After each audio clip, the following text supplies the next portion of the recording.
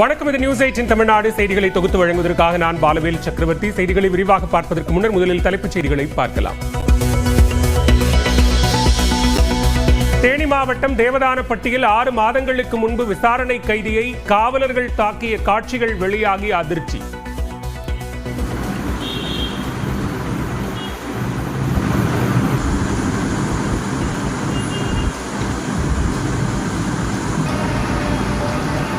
ADSP தலைமையில் விசாரணை நடத்த மாவட்ட எஸ்பி உத்தரவு.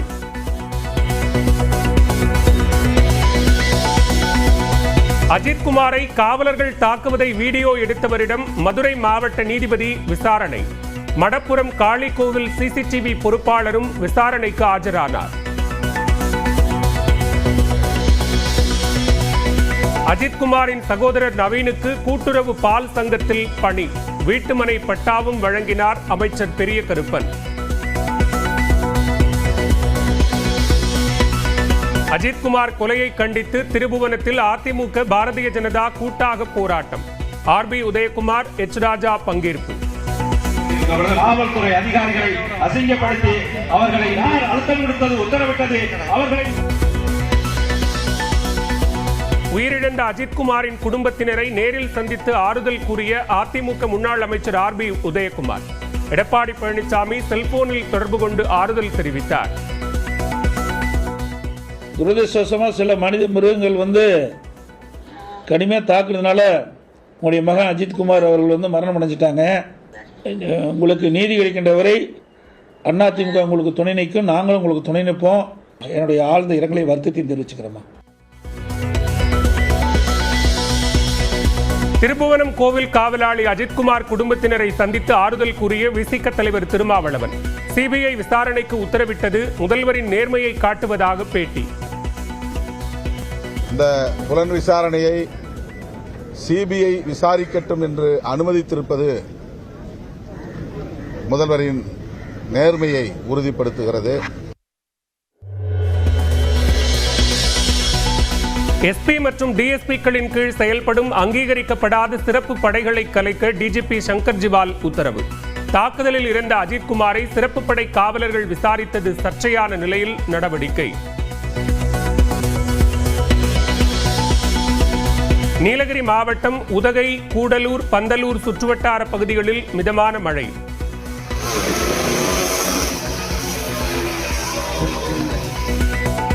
கடும் குளிரும் நிலவுவதால் வீடுகளில் முடங்கிய மக்கள்.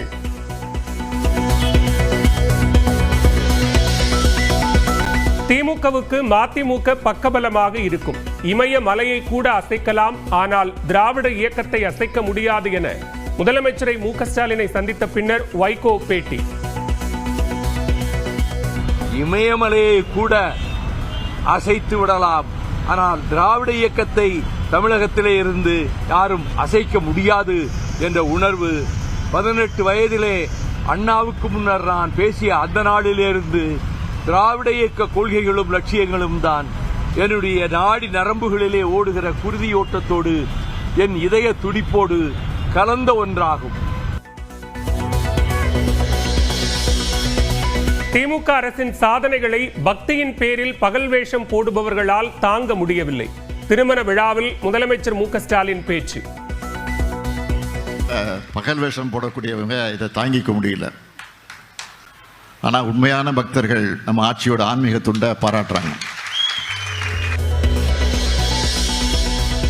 அவதூறுகள் தான் எனக்கு ஊக்கம், உற்சாகம் என்பதால் அதை பற்றி ஒருபோதும் கவலைப்பட்டதில்லை. என் கடன் மக்களுக்கு பணி செய்து கிடப்பதே என்றும் முதலமைச்சர் மு க ஸ்டாலின் பேச்சு. அவர்களை பற்றி நான் ஒருபோதும் கவலைப்பட்டதல்ல.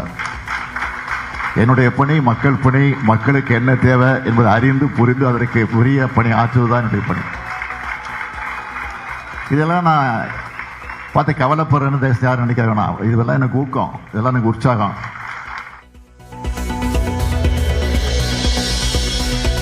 சேலம் மேற்கு சட்டமன்ற உறுப்பினர் அருள் பாமகவிலிருந்து நீக்கம். தன்னை விமர்சித்து பேட்டியளித்த நிலையில் அன்புமணி நடவடிக்கை.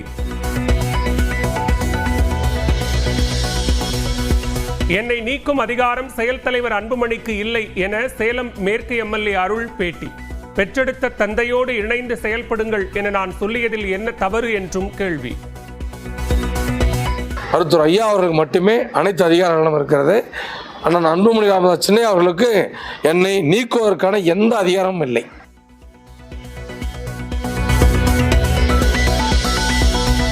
மதுரை ஆதீனத்திற்கு சென்னை சைபர் கிரைம் காவலர்கள் மீண்டும் சம்மன். இரு சமூகத்தினரிடையே விரோதத்தை தூண்டும் வகையில் பேசிய வழக்கில் 5ஆம் தேதி ஆஜராக ஆணை.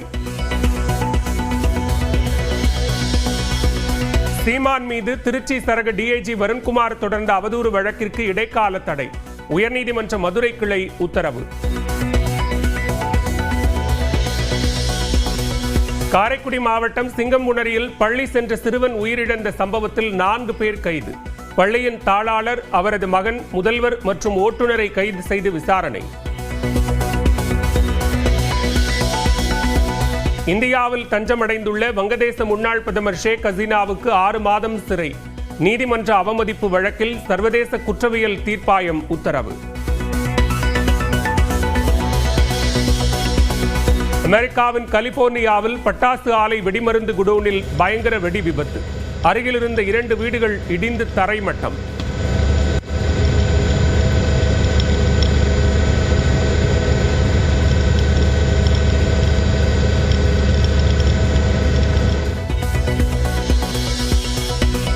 ஆசிய கோப்பை கிரிக்கெட் போட்டி செப்டம்பர் 5ஆம் தேதி தொடங்க வாய்ப்பு.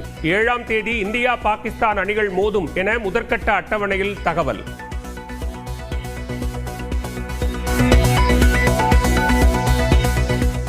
சிதம்பரம் நடராஜர் கோயிலில் ஆணி திருமஞ்சன தரிசன விழா வெகு விமர்சையாக நடைபெற்று வருகிறது.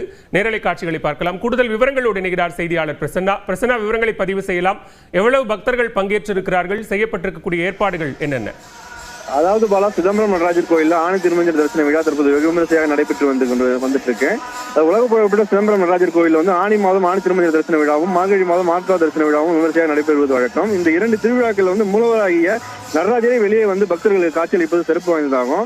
இத்தகைய சிறப்புமிக்க ஆணி திருமஞ்சன தரிசன விழா வந்து கடந்த மாதம் 23ஆம் தேதி கொடியேற்றத்துடன் தொடங்கியது. தொடர்ந்து பஞ்சமூர்த்திகள் தினந்தோறும் வீதி உலா வந்த நிலையில 9ஆம் நாள் நிகழ்வாக நேற்று தேரோட்டம் மிக விமர்சையாக நடைபெற்று முடிவடைந்தது. நேற்று மாலை தேர் நிலையை அடைந்தவுடன் தேரில் இருந்து இறக்கப்பட்ட நடராஜ சுவாமிகள் கோயில் உள்ளே உள்ள ஆயிரங்கால் மண்டபத்தில் வைக்கப்பட்டு அங்கு உள்ள ரகசிய அறையில பல்வேறு பூஜைகள் நடைபெற்றன. தொடர்ந்து பல்வேறு பூஜைகள் நடைபெற்று முடிவடைந்த நிலையில பஞ்சமூர்த்திகள் வீதி உலா இன்று மதியம் நடைபெற்று முடிவடைந்தது. முடிவடைந்து பஞ்சமூர்த்தி வீதி உலா முடிவடைந்தவுடன் ஆயிரங்கால் மண்டபத்தில் வந்து காத்திருந்தாங்க.